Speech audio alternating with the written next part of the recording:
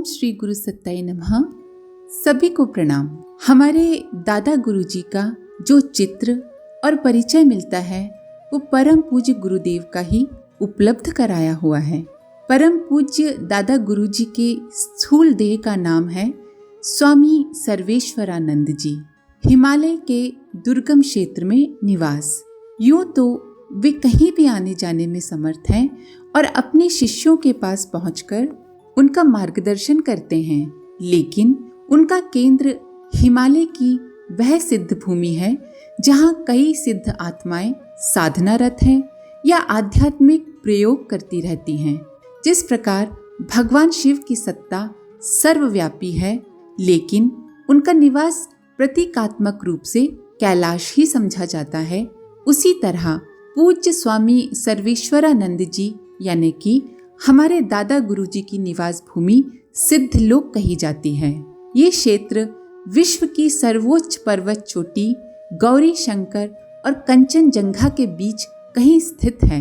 श्रीमद् भागवत में 12वें स्कंध के दूसरे अध्याय में इस क्षेत्र को सिद्ध पुरुषों का निवास बताया गया है। अध्यात्म के गूढ़ रहस्य प्रकट करने वाले योगी जनों ने हिमालय के इस दुर्गम क्षेत्र के बारे में विस्तार से लिखा है।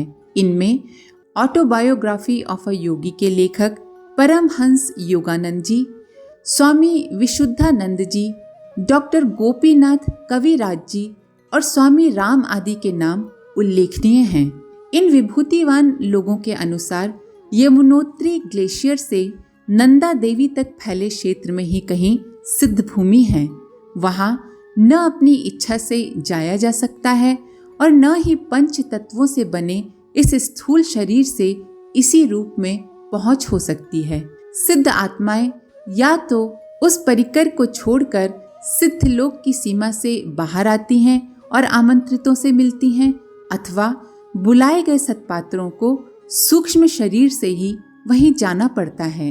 दादा गुरु जी की दिगंबर देह, उलझी हुई जटाओं से ढका हुआ मुंह, उनके स्थूल रूप से ज्यादा महत्वपूर्ण है सूक्ष्म रूप। इसी रूप में प्रकट होकर उन्होंने परम पूज्य गुरुदेव को 15 वर्ष की आयु में कठोर तप में नियोजित किया था। उन्हें बोध कराया था कि ये संबंध पहला या इसी जन्म का मत मानना, बल्कि जन्म जन्मांतरों से हम तुम गुरु शिष्य हैं। पिछले सभी जन्म एक से बढ़कर एक हैं, लेकिन ये जन्म सबसे विलक्षण है और इसमें अवतारी सत्ता की तरह प्रचंड पुरुषार्थ करना है। जिन 3 जन्मों का बोध कराया गया है, उन सब के बराबर इस जन्म में करके दिखाना है। इस सदी की चुनौतियां पिछली सभी चुनौतियों से ज्यादा बड़ी और जोखिम भरी हैं, इसीलिए तप और पुरुषार्थ भी उसी स्तर का होना चाहिए।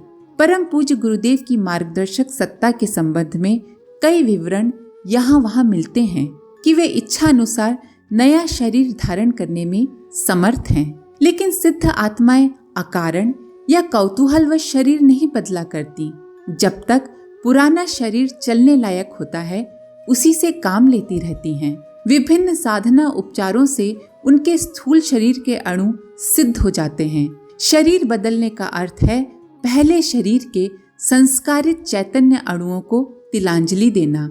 इसीलिए सिद्ध पुरुष अपने शरीर को यथासंभव संभालते और साधे हुए उपकरण की तरह काम में लाते हैं।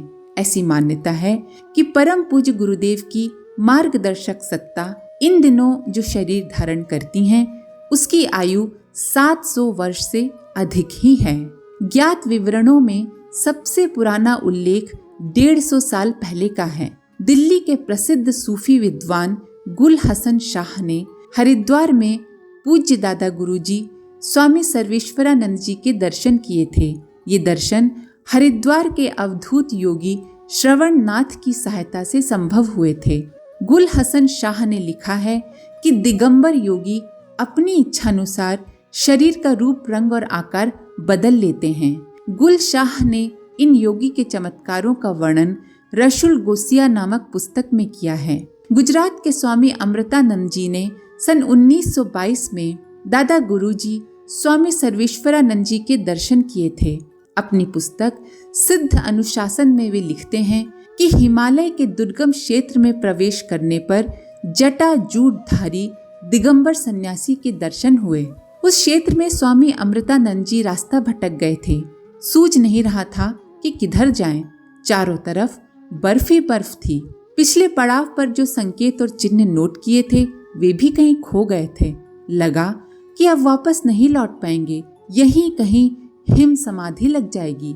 बेचैनी के उस क्षण में दैवी कृपा की तरह एक सुदीर्घ काया वाली दिगंबर मूर्ति प्रकट हुई और रास्ता बताया। कुछ गुह्य साधनाएं भी सिखाई और समझाया कि सिद्ध आत्माओं को खोजने नहीं जाना पड़ता। वे खोजने से नहीं मिलती, बल्कि अपने आप को उनके लायक बनाना चाहिए।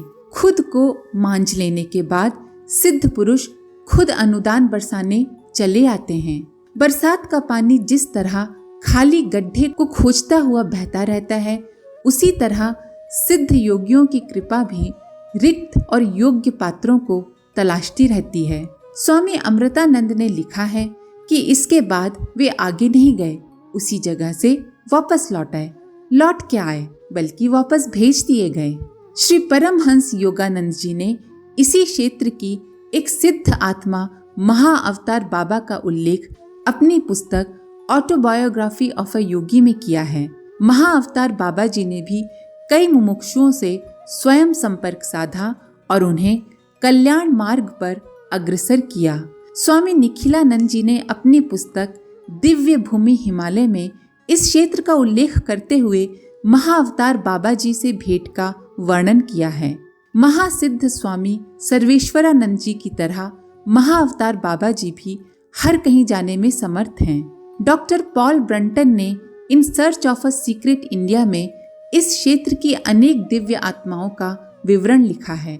स्वामी राम अपनी पुस्तक living with the Himalayan masters में अनेक सिद्ध पुरुषों के बारे में बताते हैं जो इस क्षेत्र में निवास करते हैं और कठोर तप साधनाओं में रत रहते हैं। इन संदर्भों का उल्लेख ये बताने के लिए है कि परम पूज्य गुरुदेव की मार्गदर्शक सत्ता का नाम रूपधारी अस्तित्व तो महत्वपूर्ण है ही, पर उससे भी ज्यादा महत्वपूर्ण है उनका दिव्य स्वरूप। अपने शिष्य के रूप में ही उनका अस्तित्व प्रत्यक्ष प्रकट हुआ था। आगे चलकर कई साधकों ने यह अनुभव किया। उन्होंने पाया कि परम पूज्य गुरुदेव और उनकी मार्गदर्शक सत्ता एक हैं। स्थूल दृष्टि से दोनों ही भले ही अलग दिखते हों, लेकिन सूक्ष्म दृष्टि से वे एक ही थे। नवसारी गुजरात के एक परिजन मगन भाई गांधी का अनुभव इस संबंध में उल्लेखनीय है। परम पूज्य गुरुदेव कहा करते थे कि हमारी मार्गदर्शक सत्ता हमेशा हमारे साथ रहती हैं। वो पग पग पर हमें राह दिखाती और क्या कुछ करना है बताती हैं। मगन भाई परम पूज्य गुरुदेव के प्रति अगाध निष्ठा रखते थे। उन्होंने जिद की कि मुझे तो आप दादा गुरुजी के दर्शन कराइए। पूज्य गुरुदेव ने कहा, अरे मुझे देखकर मेरे भीतर ही उनका अनुभव कर लो। पर मगन भाई को तो धुन सवार थी। उन्होंने अपना आग्रह फिर दोहराया। सहज वत्सल पूज्य गुरुदेव ने शिष्य का मन रखने के लिए कहा कि उत्तर काशी के अमुक स्थान पर अमुक दिन हमारे गुरुदेव अन्य क्षेत्र में आएंगे। वे सफेद वस्त्र पहने होंगे, वहाँ भिक्षा लेंगे और आगे बढ़ जाएंगे। चाहो तो वहाँ जाकर देख सकते हो। पहचान के लिए उसी चित्र को ध्यान में रखने के लिए कहा जो प्रायः गायत्री परिवार के सभी परिजनों के पास है। कहा, आकृति, चेहरा और केश आदि सभी इसी तरह होंगे, सिर्फ वेश दिगंबर नहीं होगा। पूज्य गुरुदेव ने कहा, उन्हें देखकर वापस आ जाना, उनके पीछे मत जाना। मगन भाई तब उत्तराखंड में चारों धाम की यात्रा पर निकले थे। बताए गए पते पर पहुंच गए। अन्य क्षेत्र के बाहर खड़े हो गए। भंडारा शुरू हुआ। वही दिव्य आकृति श्वेत धवल वस्त्र पहने आई। मगन भाई की तरफ एक बार निहारा भी। मगन भाई ने उन्हें अच्छी तरह पहचान लिया कि गुरुदेव ने जैसा बताया था वैसा ही रूप और विन्यास है। उस आकृति ने भिक्षा ली और गंगा किनारे उतरने लगी। मगन भाई पूज्य गुरुदेव की बात भूल गए कि दर्शन कर वापस आ जाना, आगे मत बढ़ना। उनके मन में कौतूहल जागा, देखे तो सही कहाँ जाते हैं। उन्होंने दादा गुरुजी का पीछा किया। दादा गुरुजी की गति बहुत तेज थी। पीछा करने में बहुत कठिनाई हुई। एक बार तो वे आंखों से ओझल भी हो गए। मगन भाई समझ ही नहीं पाए कि कहाँ गए होंगे। खोजते खोजते एक कंदरा के पास पहुंचे। देखा एक शिला पर वही श्वेत वस्त्रधारी आकृति बैठी हुई है। मगन भाई झपट कर उनके सामने चले गए। देखा तो ठगे से रह गए। अरे ये तो अपने गुरुदेव हैं, वही गुरुदेव जिनसे 4-5 दिन पहले मथुरा में भेंट हुई थी और उन्हीं से यहाँ का अता पता भी नोट किया था। पूज्य गुरुदेव के चेहरे पर हल्की सी मुस्कान छाई हुई थी। होंठ खुले और मगन भाई को सुनाई दिया, विश्वास हुआ ना कि मैं और मेरी मार्गदर्शक सत्ता एक ही हैं।